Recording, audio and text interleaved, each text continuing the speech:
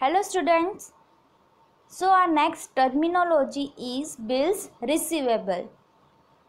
There are two parties. First one is bill writer and the second one is bill acceptor. एक जो होता है वो receive करता है और दूसरा उसको लिखता है. ऐसे दो पार्टीज होते हैं बिल्स रिसीवेबल में. Okay. Where bill writer acquires right to receive certain amount as per predetermined date in the future, it becomes receivable. यहाँ पे आपको दो चीज़ें ध्यान में रखनी है. First one is amount and the second one is date. जो राइटर होता है उसको राइट होता है कि उसने जितने पैसे दिए हैं उतना वो कलेक्ट कर सकता है. उसकी डेट दी होती है, जैसे कि 30 ले लेते हैं तो आज 20 हुई, यानी 10 डेज के बाद जो 10 डेज का पीरियड होता है उसके अंदर उसको हम लोग टाइम देते हैं, सामने वाला जो होता है उसको, कि इतने टाइम के अंदर तू अमाउंट कलेक्ट करके रख, क्योंकि उसने क्रेडिट पे हमसे परचेस किया था इसलिए. तो उसने डेट दी थी कि 30 डेट को मैं आपको पेमेंट कर दूंगा.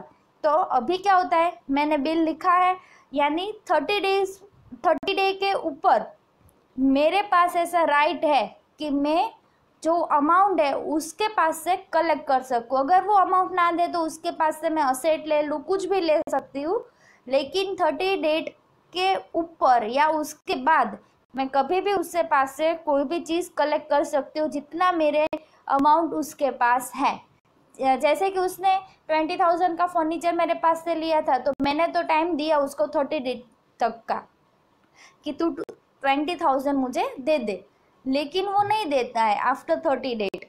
तो फिर मैं क्या करूँगी, उसके पास जाऊँगी, ये जो बिल लिखा है वो दिखाऊंगी कि इसके अंदर देख डेट भी लिखी है और अमाउंट भी लिखी है, लेकिन अभी तक तूने पैसे नहीं दिए. तो मेरे पास ऐसा राइट है कि मैं उसके पास जाके असेट या कुछ भी उसके पास से 20,000 तक की ले सकती हूँ, उससे ज़्यादा नहीं. ओके. तो फिर ये क्या हो जाएगा हमारे लिए बिल्स रिसीवेबल, यानी हमको रिसीव करना है. Bill is a bill receivable for the bill writer, यानी जो राइटर होता है उसके लिए जो बिल होता है वो क्या बन जाएगा, receivable. Okay. Next one, receivable.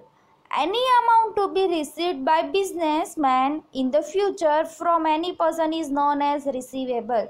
यानी जो बिजनेसमैन होता है उसको फ्यूचर में कुछ भी कलेक्ट करना आएगा, जैसे कि अमाउंट ले लो कुछ भी, तो वो उसके लिए क्या बन जाएगा, रिसीवेबल, क्योंकि उसको रिसीव करना है इसलिए. जैसे कि ले लो इधर डेटर्स. डेटर्स यानी किसको हम बोलेंगे, जिससे पास से हमको पैसा लेने का होता है, बिल्कुल वैसा ही बिल्स रिसीवेबल. फिर आउटस्टैंडिंग एक्सपेंस, यानी जो ऐसा एक्सपेंस है जो अभी हमको मिलने के बाकी है, जैसे कि कमीशन आउटस्टैंडिंग है, कमीशन हमने दिया था लेकिन उसके पैसे अभी तक नहीं आए हैं. फिर है रेंट बाकी है, इंटरेस्ट बाकी है, तो ऐसे एक्सपेंस है जो हमको फ्यूचर में मिलने वाले हैं. फिर है लोन, हमने किसी को लोन दी है यानी वो इन द फ्यूचर में हमको रिसीव होएगा, इसलिए उसको हम बोलेंगे रिसीवेबल. फिर advance are included in it, यानी कभी ऐसा भी होगा कि एडवांस हमको मिलेगा तो वो भी हमारे लिए रिसीवेबल बन जाएगा. ओके, समझ में आ गया. फिर नेक्स्ट वन है creditors. A person from whom goods are purchased on credit that a particular person becomes creditor of business. देखो यहाँ पे मैंने अंडरलाइन की है फ्रॉम, यानी कोई ऐसा पर्सन है जिससे हमने गुड्स परचेस किया है क्रेडिट पर, हमने किया है. लास्ट टाइम डेटर में क्या था, कोई दूसरा आदमी था उसने हमसे क्रेडिट पे परचेस किया था, लेकिन यहाँ पे क्या हो रहा है, हमने किसी से परचेस किया है ऑन द क्रेडिट, तो वो हमारे लिए क्या बन जाएगा, क्रेडिटर. हम क्या है, बिजनेसमैन है, इसलिए वो बिजनेस के लिए वो क्रेडिटर बन जाएगा. Okay. Creditors are treated as current liability. वो क्या है, लायबिलिटी, क्योंकि हमको इन द फ्यूचर हमको कभी भी उसको पे करना है, इसलिए वो हमारी रिस्पॉन्सिबिलिटी बन जाएंगी. Next one, bills payable. There are two parties, same था, बिल राइटर, बिल एक्सेप्टर. यहाँ पे क्या है, bill acceptor accepts responsibility to pay certain amount as per predetermined date in the future it becomes payable. यानी यहाँ पे क्या है, हमको रिसीव नहीं करना है, अब हमको पे करना है। यानी जो बिल होगा वो हम एक्सेप्ट करेंगे क्योंकि अब हमको पे करना है। लास्ट टाइम क्या था कि हमको क्या था, बिल रिसीवेबल, यानी हमको रिसीव करना था इसलिए बिल राइटर हम थे। लेकिन अब क्या हो गया कि हमको एक्सेप्ट करना है, इसलिए हम बन जाएंगे बिल एक्सेप्टर, क्योंकि हमको पे करना है। उसका भी टाइम पीरियड फिक्स होगा, पहले से अमाउंट फिक्स होगी कि इतना अमाउंट आपको पे करना है और उसकी डेट भी होगी। ओके, तो यहाँ पे हमारा एक्सेप्ट करना है इसलिए वो हमारे लिए बन जाएगा बिल्स पेएबल। लास्ट टाइम था कि आपको, देखो यहाँ पे है, आपको क्या था कि अमाउंट आपको कलेक्ट करनी थी इसलिए आप बन गए थे receivable. Okay, and the last one is payables.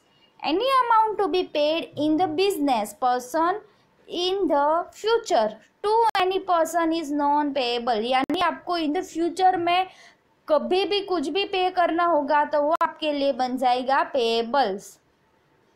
उसमें आएगा क्रेडिटर्स। क्रेडिटर्स जो आप लोगों ने अभी ऊपर देखा वैसा ही कि आपको लायबिलिटी हो जाएगी, आपकी रिस्पॉन्सिबिलिटी हो जाएगी, क्योंकि आपको इन द फ्यूचर में सर्टेन अमाउंट है वो आपको पे करनी होगी, इसलिए वो आपका हो जाएगा payables. Creditors, bills payable and outstanding expense, जो आपको पे करने के बाकी है, जैसे कि सैलरी पे करने की बाकी है, वेजिस है, और ऐसे कुछ भी छोटे मोटे एक्सपेंस हो गए कंपनी बिजनेस के अंदर, वो वाले एक्सपेंस आपको पे करने के लिए बाकी है तो वो बन जाएंगे आपके पेएबल्स। ओके, तो पहले से हम लोग देखते हैं, रिवीजन कर लेते हैं।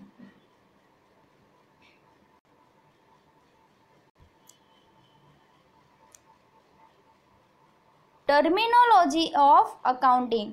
फर्स्ट वन था हमारा बिजनेस ट्रांजैक्शन, वापिस से उसका मीनिंग है वो आपको माइंड में लर्न कर लेना है by heart. Business transaction means exchange of product और सर्विस बिटवीन टू और more persons in the form of cash and credit.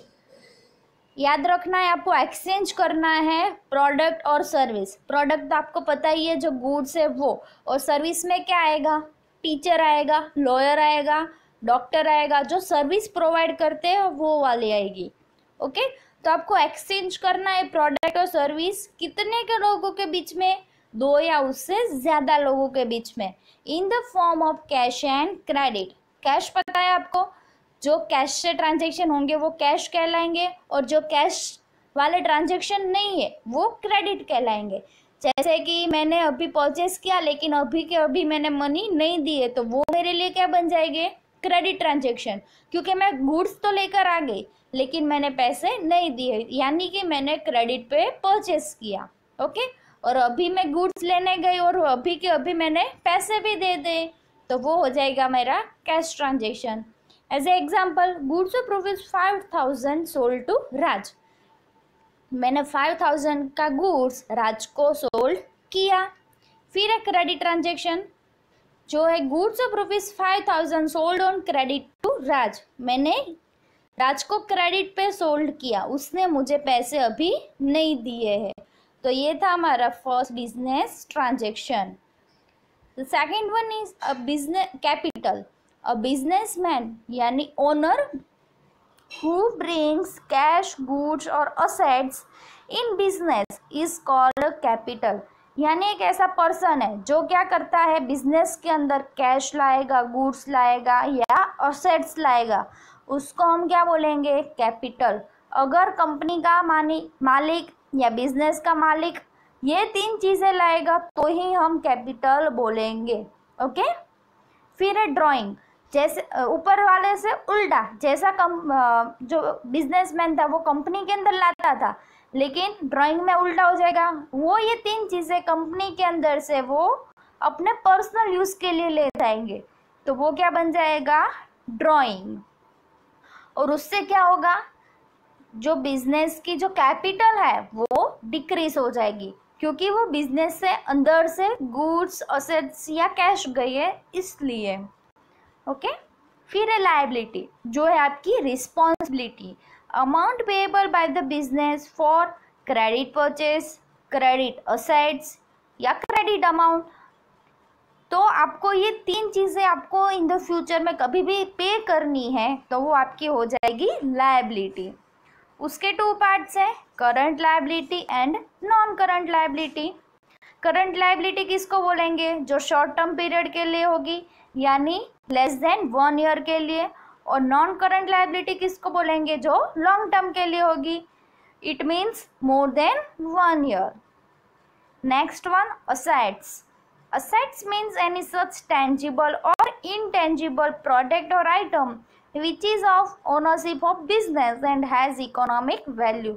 यानी जो tangible होगी, जो visible होगी, और intangible it means invisible, ऐसी जो प्रोडक्ट और आइटम होगी जिसकी ऑनरशिप सिर्फ और सिर्फ बिजनेस की होगी और उसकी इकोनॉमिक भी वैल्यू होगी, यानी मॉनेटरी वैल्यू, तो उसको हम बोलेंगे असेट्स।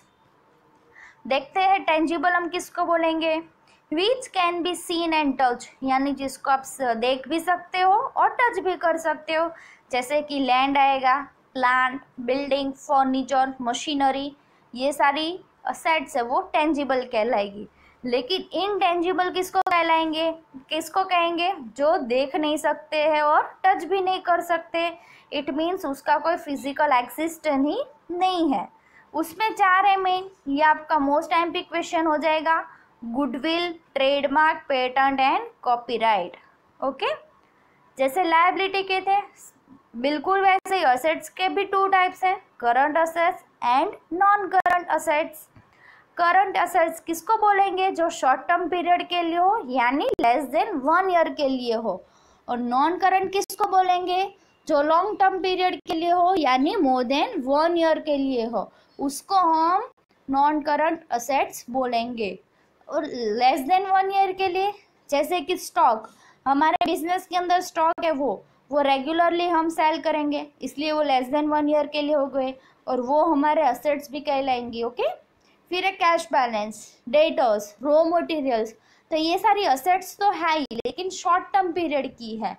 और लॉन्ग टर्म पीरियड के कौन से असेट्स है? प्लांट है, मशीनरी, फर्नीचर, ये सारी ऐसी चीज़ें जो हम परचेस तो करेंगे लेकिन उसको और उसका इस्तेमाल हम लॉन्ग टर्म के लिए करेंगे। ऐसा नहीं होगा कि मशीन हम लोगों ने खरीदा और 2 महीने के अंदर हम लोगों ने सेल भी कर दिया, ऐसा नहीं करेंगे। मशीन परचेस करेंगे और उसका इस्तेमाल भी 4-5 ईयर, यानी जब तक बिजनेस चले तब तक उसका इस्तेमाल करेंगे।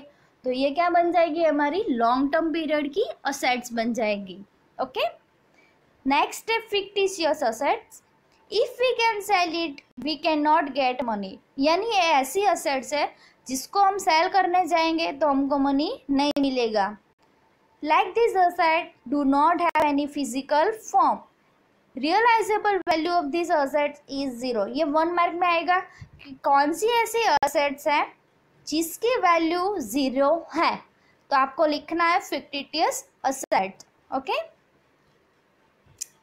Real asset, asset have value in reality, यानी उसकी वैल्यू ऐसी है जो रियलिटी में भी है।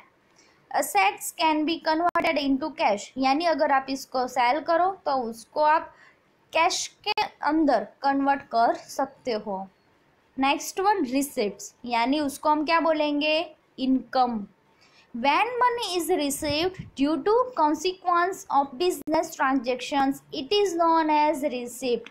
यानी हम जब भी मनी रिसीव करेंगे बिजनेस के अंदर तो उसको हम बोलेंगे रिसिप्ट, यानी इनकम बोलेंगे। जब भी हमारे पास पैसा आएगा हम उसको क्या बोलते हैं? इनकम। तो यहाँ पे उसका सिनोनिम है रिसिप्ट, आपको वो ध्यान में रखना है। ऐसे ही 2 टाइप है रिसिप्ट के भी, capital receipt and revenue receipt. Capital receipt किसको बोलेंगे?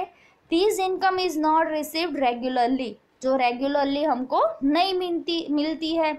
जैसे कि assets is not sold frequently, यानी ये ऐसी इनकम है जो हम रेगुलरली सेल नहीं करते हैं। और रेवेन्यू इनकम, यानी income of sales, income of commission, income of rent, ये 3 और उससे भी ज़्यादा ऐसी इनकम है जो हमको रेगुलरली मिलती रहेंगी, तो उसको हम क्या बोलेंगे, रेवेन्यू रिसिप्ट। नेक्स्ट वन है पेमेंट यानी एक्सपेंस। हम जब भी कुछ भी पे करते हैं तो वो हमारा पेमेंट बन जाता है, यानी हमारे पॉकेट में से पैसा जाएगा तो वो क्या हो जाएगा, हमारा एक्सपेंस हो जाएगा, और पॉकेट के अंदर जब पैसा आएगा तो वो हमारा इनकम बन जाएगा। When money is paid for business transactions, okay, जब भी बिजनेस के ट्रांजेक्शन के लिए हम जब भी पैसे पे करेंगे तो वो हमारा पेमेंट बन जाएगा। सेम उसके भी टू टाइप है, capital expenditure and revenue expenditure. Capital expenditure किसको बोलेंगे, when fix assets are purchase capital expenditure arise. Capital किसको बोलेंगे, जब भी हम कोई भी फिक्स असेट्स परचेज करते हैं तब जो हमारे पॉकेट में से पैसा जाएगा, जो एक्सपेंस होगा, उसको ही हम कैपिटल एक्सपेंडिचर बोलेंगे, सिर्फ और सिर्फ असेट्स परचेस करने जाए तभी, ओके, क्योंकि असेट्स हमारी क्या है, कैपिटल है, इसलिए।